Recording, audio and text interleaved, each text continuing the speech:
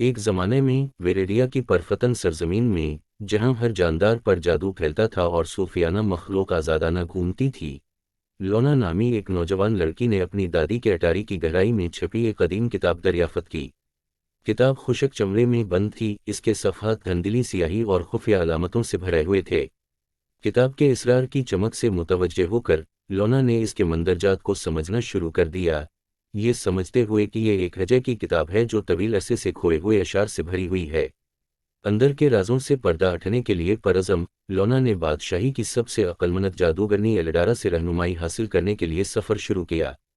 ایلڈارا دور دراز ایمرالڈ ٹاور میں رہتا تھا، جو ایک کھڑی پہاڑی سلسلے کے اوپر واقع تھا۔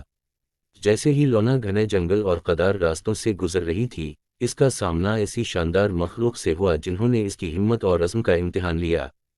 جیسپر نامی شرارتی لومڑی کی مدد سے، جو بولنے کی صلاحیت رکھتی تھی اور پہیلیوں کا شوق رکھتی تھی، لونا نے ہر رکاوٹ کو عبور کیا اور اپنی منزل کے قریب پہنچ گئی۔ آخرکار لونا ایمرالڈ ٹاور پر پہنچ گئی، جہاں ایلڈرا اس کی آمد کا انتظار کر رہی تھی۔ بولی جادوگرنی چمکتے ہوئے لباس میں مزین اور پیچیدہ رنگوں سے مزین تھی، نے ایک جانتی ہوئی مسکراہٹ کے ساتھ لونا کا استقبال کیا۔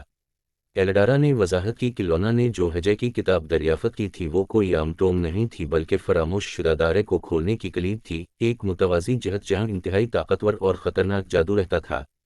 اپنی دریافت کی وسعت کو سمجھتے ہوئے لونا نے ایسی طاقتور قوتوں کے ساتھ مداخلت کے ممکنہ نتائج کے بارے میں اپنے خدشات کا اظہار کیا۔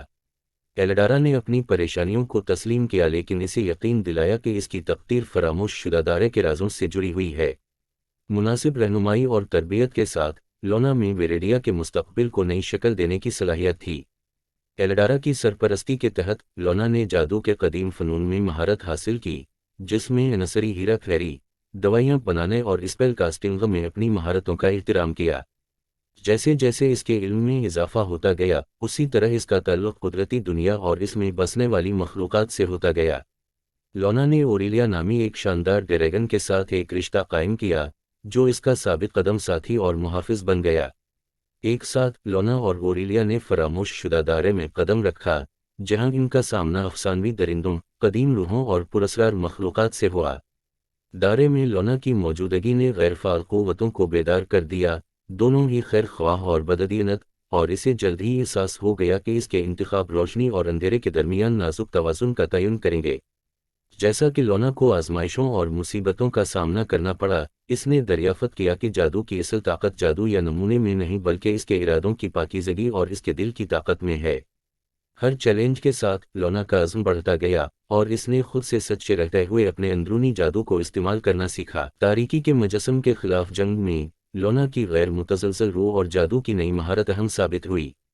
اپنے وفادار دوستوں کی مدد اور ایلڈارا کی غیر متزلزل حمایت سے لونا نے فراموش شدہ دائرے سے تاریکی کو دور کیا، ویریڈیا میں ہم آہنگی بحال کی اور دونوں جہانوں کے درمیان پورٹل کو سیل کیا۔ اپنی تقدیر کو پورا کرنے کے بعد لونا ایک قابل احترام جادوگرنی کے طور پر ویریڈیا واپس آئی، لوگوں کی طرف سے محبوب اور اس کے جرأت مندانہ کاموں کے لیے اعزاز سے نوازا گیا۔ اس نے اپنے آپ کو جادو استعمال کرنے والوں کی اگلی نسل کو سکھانے کے لیے وقف کر دیا، ان کی حکمت اور شفقت کے ساتھ رہنمائی کی۔ اور اس طرح لونا کی کہانی، وہ لڑکی جس نے فراموش شدہ دائرے کو کھول دیا، نسل در نسل ایک لیجنڈ بن گئی، جو ہمت، دوستی اور ہم سب کے اندر موجود جادو کی طاقت کا ثبوت ہے۔